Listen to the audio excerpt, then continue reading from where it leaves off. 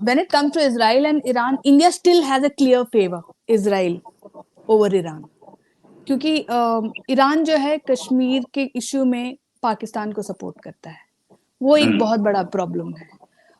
इन्होंने क्या किया था, चाइनीज कॉन्ट्रैक्टर्स ने इजरायली आईडीएफ के ऑफिसर्स को वार्मिंग कप्स होते हैं ना, वो गिफ्ट दिए थे।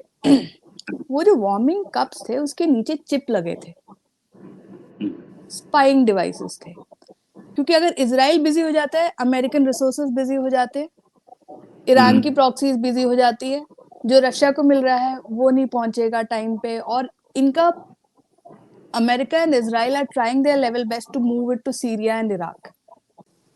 दो खबरें पिछले 24 घंटे में जो आई हैं वो ये, एक कि पहली खेप चली गई है ब्रह्मोस मिसाइल की फिलीपींस। एक और खबर कि अमेरिका ने सैंक्शन लगाया चाइना की कुछ कंपनीज और बेलारूस की कंपनीज, चाइना की कुछ कंपनीज पे जो कि मिसाइल प्रोग्राम को सपोर्ट कर रही थी पाकिस्तान को। इन दो खबरों से घबराए हुए हैं पाकिस्तान और चाइना।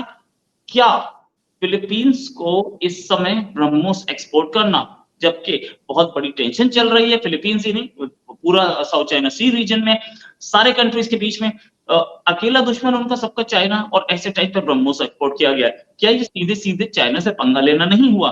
साथ में ये भी कि कितना इंपॉर्टेंट है अमेरिका के सैंक्शन से बात करने के लिए हमारे साथ लवीना जी को आप सब जानते हैं, अच्छी तरह से जानते हैं। लवीना जी हमारे शो पे आती रहती हैं, कई न्यूज़पेपर्स मैगजीन्स में ये लिखती हुई हैं, इंटरनेशनल एक्सपर्ट हैं। बहुत बहुत स्वागत लवीना जी आपका। लवीना जी, ये फिलीपींस को हमने ब्रह्मोस दिया, चाइना के खिलाफ यूज होगा, उधर तो और कोई है नहीं, तो क्या हमारा डायरेक्ट कॉन्फ्रंटेशन में नहीं आ रहे चाइना से हम लोग?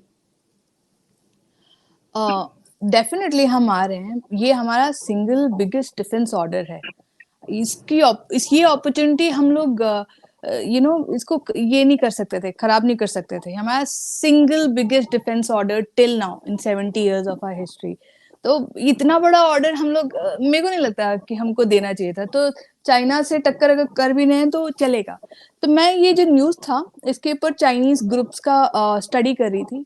तो चाइनीज ग्रुप्स लिख रहे थे, उन्होंने अपना एनालिसिस किया है कि ब्रह्मोस अगर आएगा ये लोग कहाँ प्लेस करेंगे, इसकी लोकेशंस क्या होंगी, तो इसका रीजन कैसा होगा, क्योंकि इसकी ये जो गया है ये 300 किलोमीटर वाला, ये एयर वाला नहीं है, राइट। तो कौन कौन सी इनकी एयरफील्ड इफेक्ट होंगी। तो जो ब्रह्मोस का जो 4 लोकेशंस उन्होंने फिलीपींस की मार्क की हुई थी, तो उसमें एक चाइनीज एयरफील्ड है मिस्चीफ रीफ करके, जहाँ पे हम ये लोग हमेशा पढ़ते होंगे मिस्चीफ रीफ के ऊपर, ये लोग लड़ते रहते हैं फिलीपींस और चाइना, कुछ ना कुछ होता रहता है, टकराता है, कुछ हो जाता है। वो एयरफील्ड ब्रह्मोस की रेंज में आता है। और बाकी जो और 2-3 एयरफील्ड हैं, it is very close by. तो चाइनीज जो ग्रुप्स हैं, they are worried, clearly they are worried, and that is why they are doing these analysis, they are posting about it. India ने एक्सपोर्ट किया, बहुत बढ़िया किया, क्योंकि पहले मैं मेंटालिटी जब ये स्टार्ट हुआ था 2022 एक्चुअली 2021 में जब प्रपोज कर रहे थे कि इसको बेचेंगे, एक्चुअली हमने ये इंडोनेशिया, यूएई, वियतनाम, इन सबको ऑफर भी किया है। तो लोगों का ज्यादातर थोड़ा स्केप्टिकल थे कि यार ब्रह्मोस तो हमारा बेस्ट वेपन है, हम इसको कैसे बेचते हैं, ये लोग लीक कर देंगे और वो सब। तो सुधीर मिश्रा सर, ब्रह्मोस के जो एक्स सीईओ है, उनसे मैंने सर से पूछा था, sir people are always sceptical कि ये लोग टेक्नोलॉजी लीक कर देंगे, या मतलब चाइनीज खुद they will manage to leak और समथिंग। सो लाइक चिल, हम लोगों ने ना इसका सब बंदोबस्त किया, उसके बाद हम लोग इसको एक्सपोर्ट कर रहे हैं। तो वो एंगल भी कवर हो जाता है कि इंडिया ने, ऐसा नहीं है कि इंडिया ने वो साइड कंसिडर ही नहीं किया है डिफेंस एक्सपोर्ट करते वक्त कि ब्रह्मोस अपना best weapon, one of the best weapons है, तो उसमें मिसाइल्स हैं, तो उसमें अगर टेक्नोलॉजी लीक हुई तो क्या होगा, उसका कैसे काउंटर होगा, या ऐसा होने से कुछ हमको फर्क पड़ेगा क्या, वो सब हमने ऑलरेडी इंडिया ने वो उसको उसके ऊपर ऑलरेडी सोच लिया है, तब जाके इसको बेचा और अच्छे पैसे कमाए हैं। I am happy. You are happy. अच्छा, एक चीज और, कितना बड़ा झटका है ये चाइना के लिए, कितना बड़ा प्रॉब्लम है चाइना के लिए कि इंडिया अब फिलीपींस के साथ एक डिफेंस अलायंस में दिख रहा है, और साथ में साउथ चाइना सी में इंडिया की एंट्री विद इन अलायंस, कितना बड़ा झटका है ये। इट इज इंटरेस्टिंग कि एक one of the pro China pro Iran एक मीडिया हाउस है, उनका मैं कल आर्टिकल पढ़ रही थी, तो उन्होंने लिखा था कैसे चाइना, मेरे को नहीं लगता, मैंने उस मीडिया हाउस में, मैं नाम नहीं ले रही क्योंकि फिर उनकी ऑडियंस बढ़ जाएगी, अपने लोग वहां पे भाग जाएंगे, तो वो लोग कभी चाइना या ईरान के अगेंस्ट कभी लिखते हैं, ईरान इसमें टॉपिक नहीं है but I am just mentioning, तो चाइना के बारे में उन्होंने लिखा था कि चाइना का जो इन्फ्लुएंस है साउथ चाइना में, सी में, साउथ चाइना सी में, वो श्रिंक हो रहा है।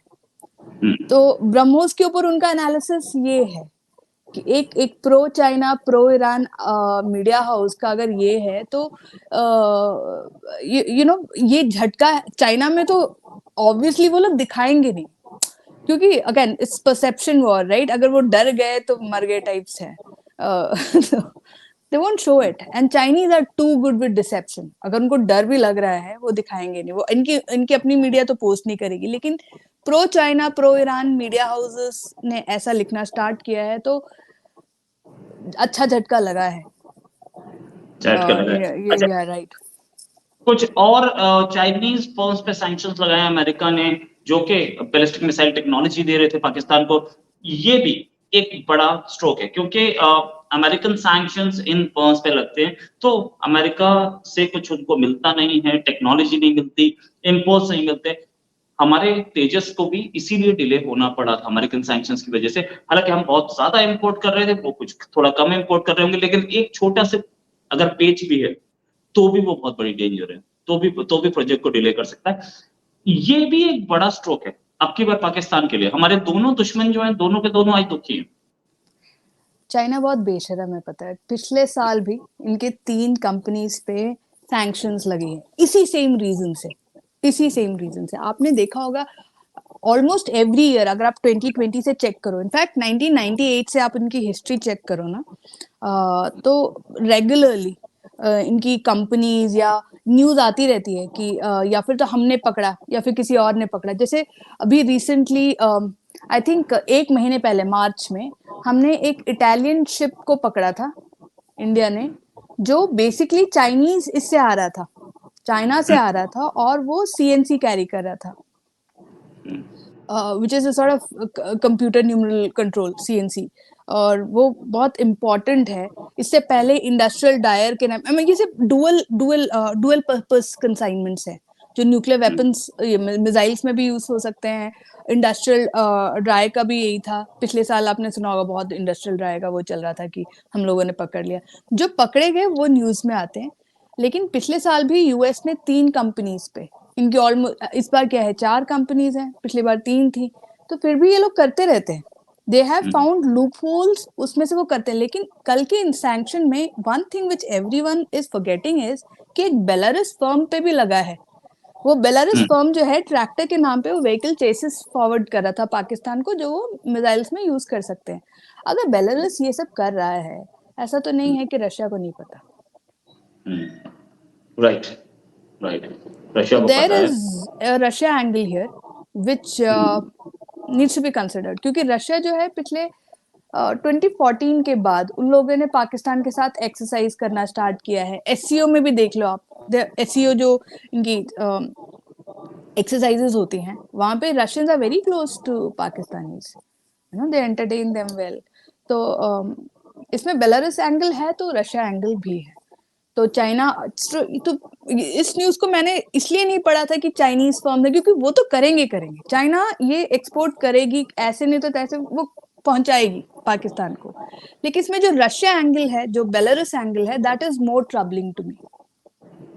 राइट। अच्छा, ये दोनों खबरें मिल करके एक बात तो बताती है कि India is assertive in its area, और साथ में America has given an unlimited support to India when it comes to Pakistan and China, दोनों को टैकल करने के लिए। क्या चाइना कहीं पर एक जो आज हम सिचुएशन देख रहे हैं, ईरान और इजराइल दोनों हेड ऑन कॉन्फ्रंटेशन की हो रहे हैं। अभी पता लगा कि ईरान पे स्ट्राइक्स भी हुई थी इजराइल की, लेकिन ईरान उसको तस्लीम नहीं कर रहा, मान नहीं रहा, तो ठीक है, हम भी बोल देते हैं ठीक है ना, क्योंकि क्वेश्चन मार्क है ना आगे, इसलिए चल रहा है। लेकिन ऐसे में इंडिया और चाइना कहां देखते हैं अपने आप को इस रीजन में? मैं ना सबसे पहले मैं I mean it's a long story, लेकिन मैं उसको एक सेंटेंस में बोलती हूँ कि इजराइल जो वॉर है, इजराइल की जो हमास के साथ वॉर है या ईरान के साथ जो चल रहा है, it is an extension of Russia Ukraine war. क्योंकि ईरान जो है रशिया को सप्लाई कर रहा है और इनकी रिसोर्सेज को स्प्रेड थिन। आपने देखा हमास ने कैसे इजराइल पे अटैक किया था? वो लोग कह रहे थे आ बैल मुझे मार।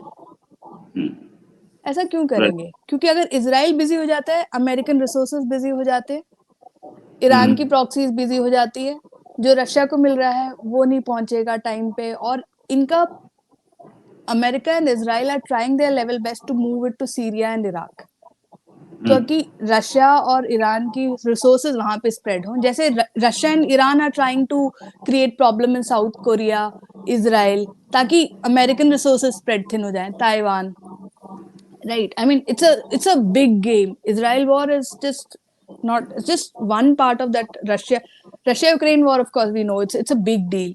Anyways, आपका एग्जैक्ट क्वेश्चन क्या था मैं वो भूल गई। क्या था? मेरा एग्जैक्ट क्वेश्चन ये था कि ये Israel war and Israel Iran war, इसमें चाइना और इंडिया अपने आप को कहां देखते हैं? Neutral. Both the neutral. Parties are neutral, क्योंकि इजराइल जो है, आपने देखा होगा पिछले 5 साल से, ये ओबामा की गलती है, ओबामा के टाइम पे हुआ था ये। तो ट्रम्प के आने से थोड़े टाइम से पहले से इजराइल जो है चाइना के क्लोज होने लगा था। ये अंडर नेतन्याहू ही हुआ है। इन्होंने काफी सारे डील्स देने लग गए थे ये लोग। इनफैक्ट 2 साल पहले मुझे याद है एक न्यूज हमने डाली थी, जेरूसलम पोस्ट ने ही पोस्ट की थी, और तब जाके हमने पोस्ट की थी, मैंने पोस्ट की थी इसको, कि इन्होंने क्या किया था, चाइनीज कॉन्ट्रैक्टर्स ने इजरायली आईडीएफ के ऑफिसर्स को वार्मिंग कप्स होते हैं ना, वो गिफ्ट दिए थे। वो जो वार्मिंग कप्स थे उसके नीचे चिप लगे थे, स्पाइंग डिवाइसेस थे। ये न्यूज सुबह जेरूसलम पोस्ट में आई। By the time it spread in India, वो न्यूज जेरूसलम पोस्ट ने हटाई दी। दे सेड ओ नहीं नहीं वहां पे कुछ नहीं था, ये था। लेकिन मेरा कहना ये है कि चाइना, चाहे ईरान हो, चाहे इजराइल हो, इंडिया भी सेम है, ईरान हो, I mean I think when it comes to Israel and Iran, India still has a clear favour Israel over Iran. क्योंकि ईरान जो है कश्मीर के इश्यू में पाकिस्तान को सपोर्ट करता है, वो एक बहुत बड़ा प्रॉब्लम है।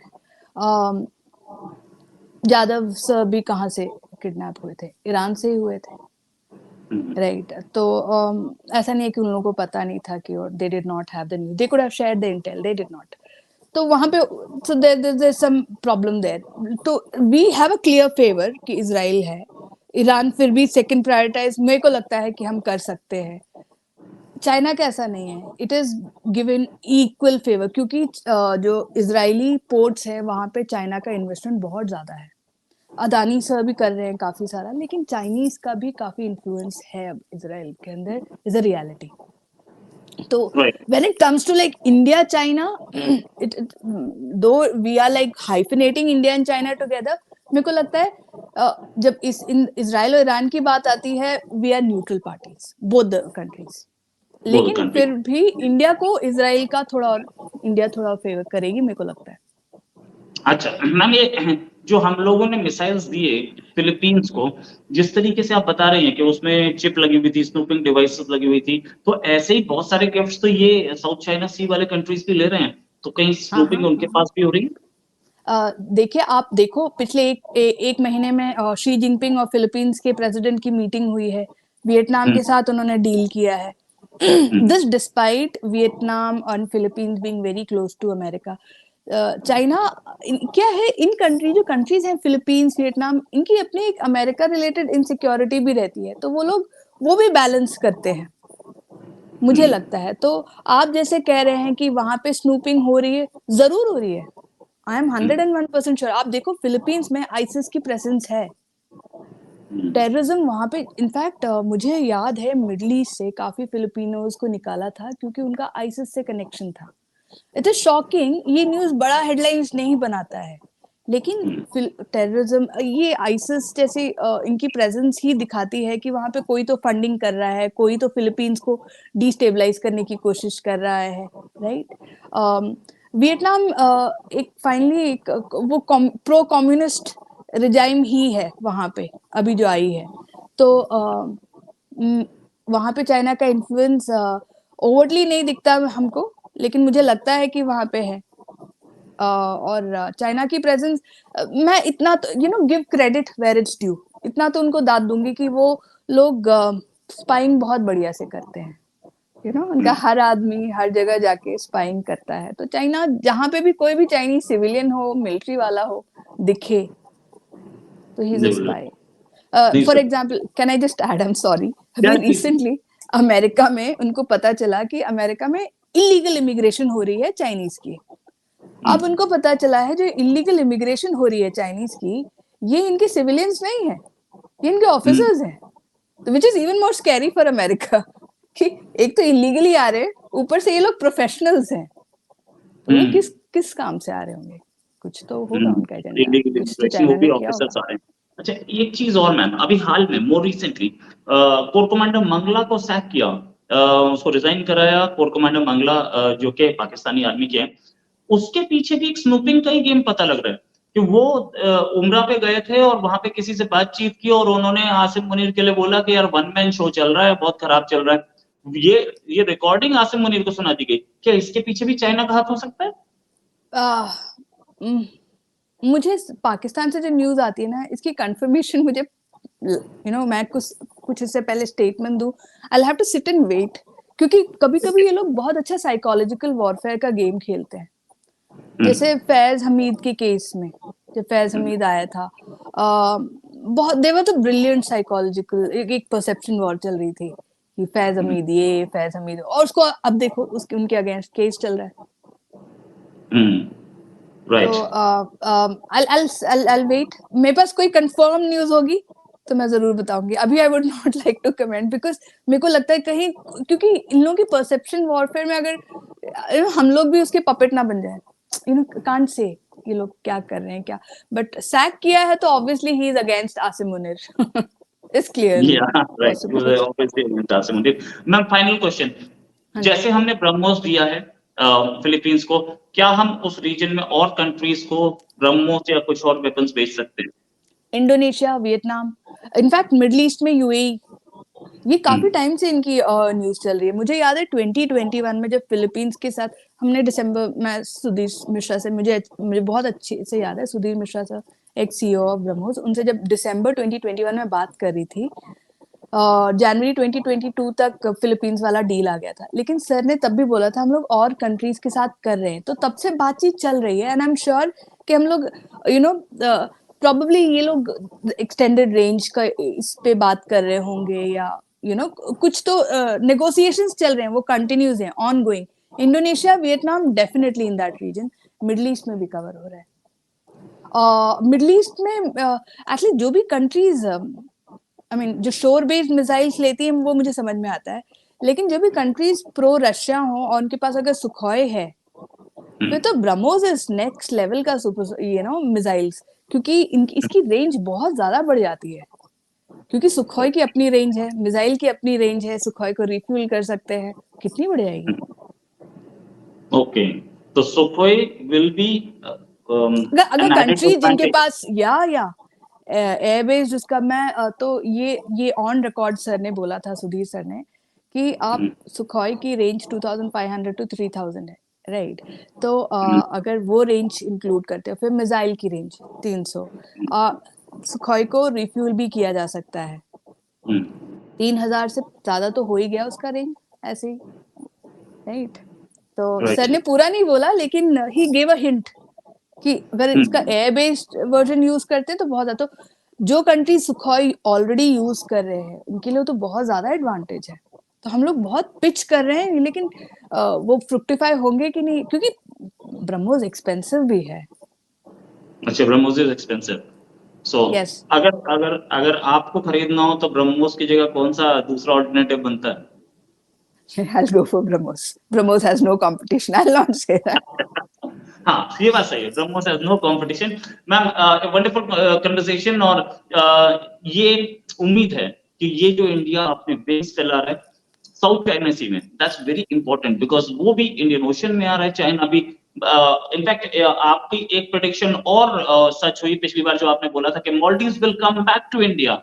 Maldives has come back to India, उसने आकर के बोला है कि भाई हमें मुझे पैसा दे दो और समथिंग लाइक। तो ये आपने करीब 1 महीने या 2 महीने पहले आपने बोला था कि मालदीव्स अल्टीमेटली इंडिया के पास वापस आएगा, क्योंकि चाइना उसको कुछ नहीं देगा, और लिटरली हुआ वो। आपकी प्रेडिक्शन सच होने में 1 महीने से कम टाइम लगा। Thanks a lot for ma'am for joining, thank और यू उम्मीद सो है जल्दी ये मच। डिस्कशन और करेंगे। अभी के लिए नमस्कार, धन्यवाद, जय हिंद मैम। जय Hind. Thank you so much.